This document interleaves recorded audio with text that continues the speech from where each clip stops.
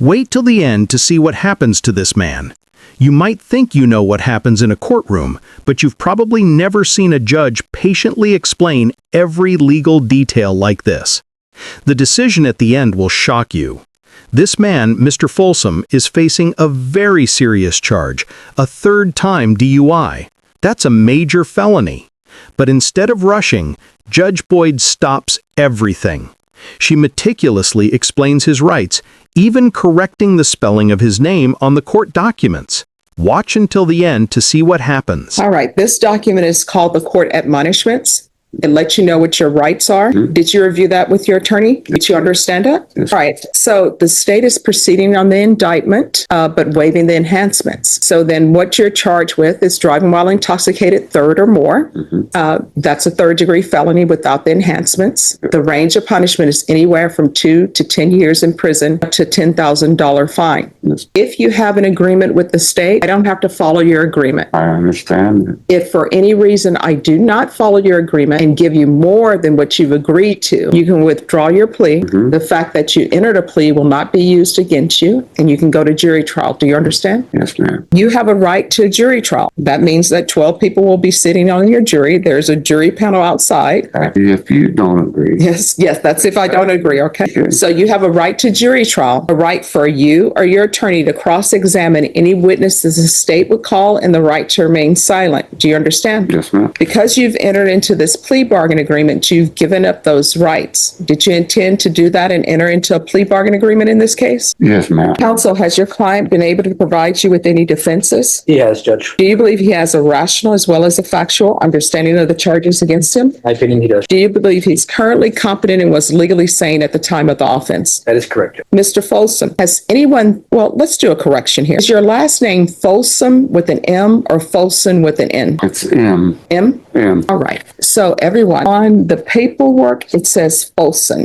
With Folson, but you say it's Folsom? Yes, ma'am. All right. That's okay. It should be correct on the.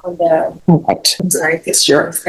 And Mr. Folsom, sometimes when you are talking to officers and you give your name, sometimes they don't ask you how to spell it. So they will spell it differently, but we'll make sure that the spelling is correct. Thank you. You're welcome. Motion. Yes.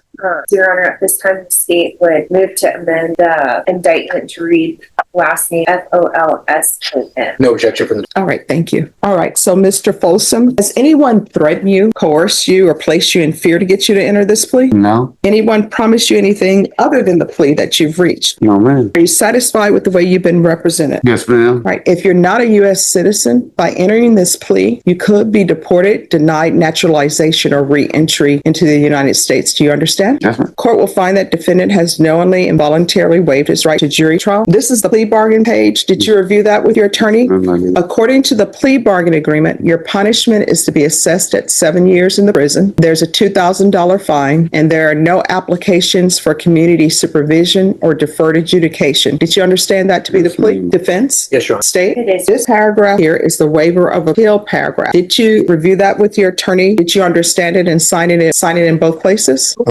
Yes, ma'am, I did sign it. I was just going to ask, I get all my back time for this too. Well, what I can tell you is legally, you're entitled to any time that you spent in jail on this case. Okay. So, for example, if you were arrested on the night of this offense, and if you have never been released from custody, you will receive your back time for all of the time since you were arrested. Okay. Let's say you were arrested and then you were released, you'll still get credit for that time when you were arrested. Okay, that's all I wanted to know. Make sure. So did you review the waiver of appeal paragraph with your attorney and sign it in both places? By signing that, you're waiving your right to appeal. The only thing you can complain about are pretrial motions that I've heard and ruled upon, or that a judge has heard and ruled upon. Do you understand? Yes, ma'am. All right. As previously stated, the court will find that defendant has knowingly and voluntarily waived his right to jury trial. To the offense, then, of driving while intoxicated, third or more, how do you plead? Guilty, not guilty, or no contest? No contest. State any evidence. It offers states a one. No objecting from the defense. All right, Mr. Folsom, did you review the waiver and consent to stipulation? Yes, ma'am. With your attorney? Yes, ma'am. Did you understand it and sign it in all the appropriate places? So this document, the waiver, consent to stipulation, that's legalese. Basically, what it's saying is that you agree that if these persons who are listed in here were to come in to testify, they would say what is in these documents.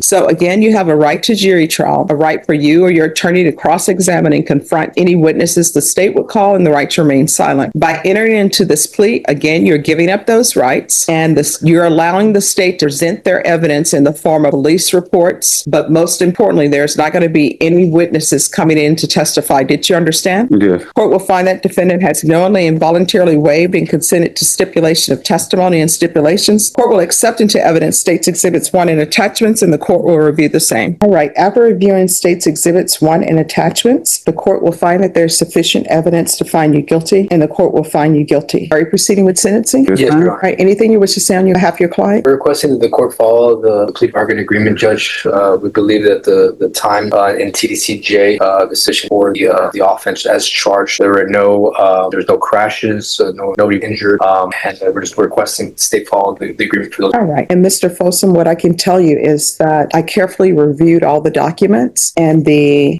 prior convictions that the state is using to make this a third degree felony, they're in order. They're there, right? Those prior convictions, everything is file stamped. And the case from Bear County, of course, those are easy to get when you're in the same county, right? And then the case out of the other county from Travis County, it's in proper form. I've read all of the stipulations with regards to the case dated June 1st, 2024.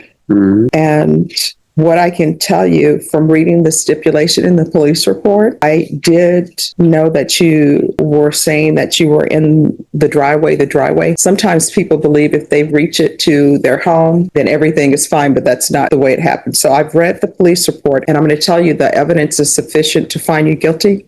So I am going to find you guilty. I'm going to follow your plea bargain agreement. And what I will do is I'm going to sentence you to $2,000 fine. The time and the money will run concurrent. So as you're doing time, the $2,000 will be eaten up by the time that you're doing. I know sometimes people say, why are you doing that? But nobody knows where that $2,000 goes. It's supposed to go to bettering the court system as far as building maintenance and different things that are related to running of a court, but no one knows where that money is. It goes to a black hole somewhere. Then I will sentence you to the 7 years in the prison, give you credit for any time served. If for some reason you believe that you are not getting the proper amount of credit, like a day is missing or something, you just write a letter to the court, and what we do, if it's correct that you have not been given the appropriate time, we'll do what's called a not pro tunc, which is just to correct the time to make sure you have the proper amount of time. Okay. And I'm going to request a therapeutic community for you, because it seems that all of your priors are alcohol related, and you got to stop doing that. Okay. I've already